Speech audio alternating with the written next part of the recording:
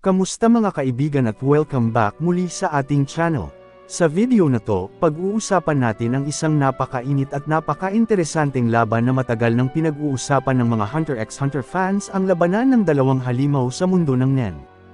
Isang henyo laban sa isang mamamatay tao.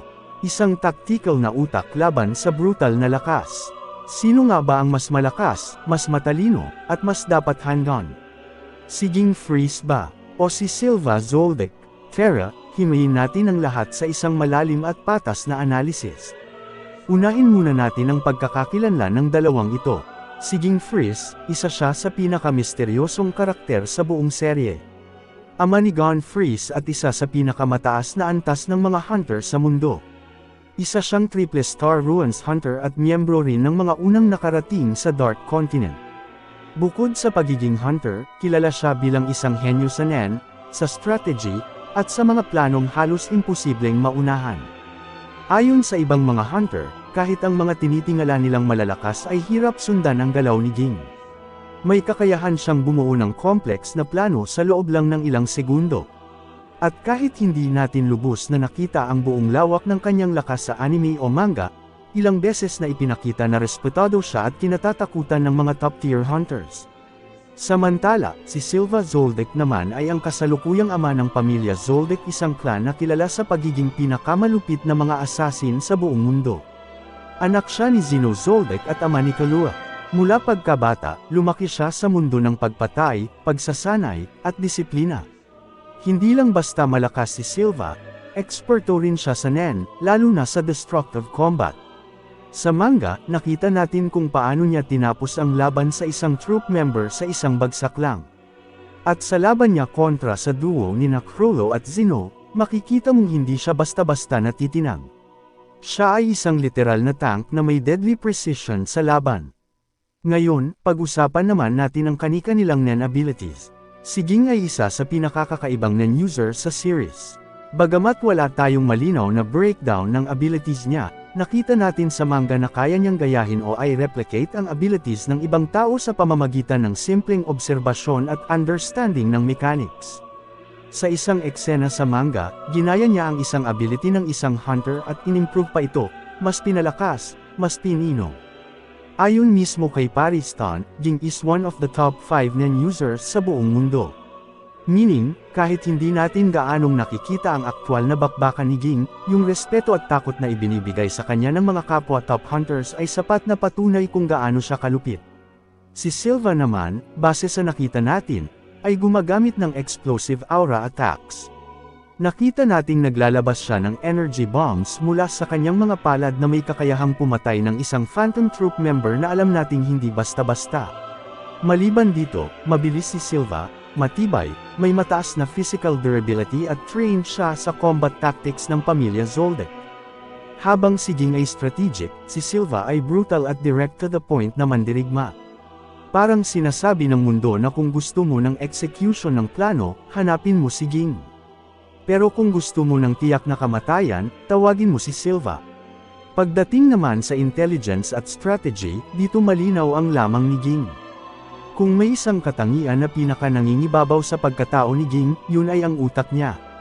Mabilis siyang magbasa ng sitwasyon. Mahusay sa manipulation hindi lang ng tao kundi ng buong kaganapan. Siya yung tipo ng kalaban na kahit hindi pa nagsisimula ang laban, plano na niya kung paano ito matatapos. Strategic thinker, master of deception, at manipulative genius. Si Silva, bagamat hindi tanga, ay mas direct approach. Matalino siya. Oo, pero hindi siya yung tipo na gumagawa ng complex web of strategies. Ang style ni Silva ay based sa disiplina, instinct at trained combat experience. Kaya sa mental aspect ng labanan sa plano, prediction at adaptability lamang si Ging. Ngayon, kung ang laban ay magaganap sa isang open arena walang environmental advantage, walang ambush, face-to-face, mano-mano na gyera sino ang may edge. Sa ganitong senaryo, may malaking chance na si Silva ang makalamang. Bakit? Kasi proven na siya sa direct combat. Sanay siya sa physical confrontation, malawak ang karanasan niya sa pagpatay ng mga mataas na threat level targets. At di natin dapat kalimutan, natalo na niya ang isang miyembro ng Phantom Troop na may Nen. Ang Phantom Troop ay itinuturing na isa sa pinakamapanganib na grupo sa mundo, at para mapatay mo ang isa sa kanila in one hit. Ibig sabihin hindi lang malakas si Silva, kundi precise pa. Pero kung ang laban ay magiging long-term, may setup, may psychological warfare, may trap, at analysis of abilities, dito naman papasok ang kalamangan ni Ging. Kaya niyang basahin si Silva, planuhin ang galaw niya, at baka sa sobrang talino ni Ging, hindi mo na namalayang natalo ka na pala. Tulad na lang ng ginawa niya sa mga hunters sa election arc kahit hindi siya ang pinuno, siya ang nagtulak sa mga desisyon ng lahat. Ganon ka-advance ang utak niya. Pag-usapan naman natin ang personality at mindset sa laban. Si Ging, hindi siya palaban kung hindi niya type ang laban. Pihikan siya, minsan mukhang tamad at hindi interesado. Pero kapag seryoso na, nagiging hayop sa efficiency at execution. Si Silva naman, raised as an assassin trained to kill. Walang hesitation, direct, lethal. Kung may dapat patayin, papatayin niya ng walang drama. Kung ang laban ay life or death, walang labasan hanggat may natitira. Si Silva ang mas malamang na unang umatake. Si Ging naman ay hahanap ng loophole, ng butas, at ng diskarte kung paano makakalamang nang hindi pa siya umiindak. Pero ang tanong, sino ba talaga ang mas malakas? Kung ang basehan ay raw power, physical combat at direct confrontation, lamang si Silva. Pero kung ang basehan ay mastery, versatility, strategy, at adaptability, dito babawi si Ging. Hindi ito simpleng tanong ng lakas lang. Dahil sa mundo ng Hunter x Hunter, hindi sapat ang malakas ka lang. Kailangan mo rin ng utak, ng diskarte, at ng timing. At kung titingnan natin ang kabuuan ng dalawang karakter na ito, masasabi nating ang laban nila ay magiging depende sa kung anong klaseng labanan ang magaganap. Kung sabayan at bilasan, maaaring manalo si Silva. Pero kung matagalang laban na may halo ng plano, trap, at diskarte, tiyak na makakalamang si Ging. Sa huli, wala pa ring opisyal na sagot. Wala pa tayong nakita na aktwal na showdown sa pagitan ng dalawang ito.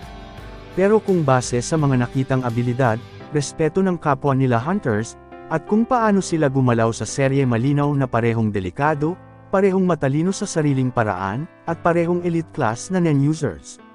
Ang pinakamagandang sagot, ang panalo ay depende sa sitwasyon.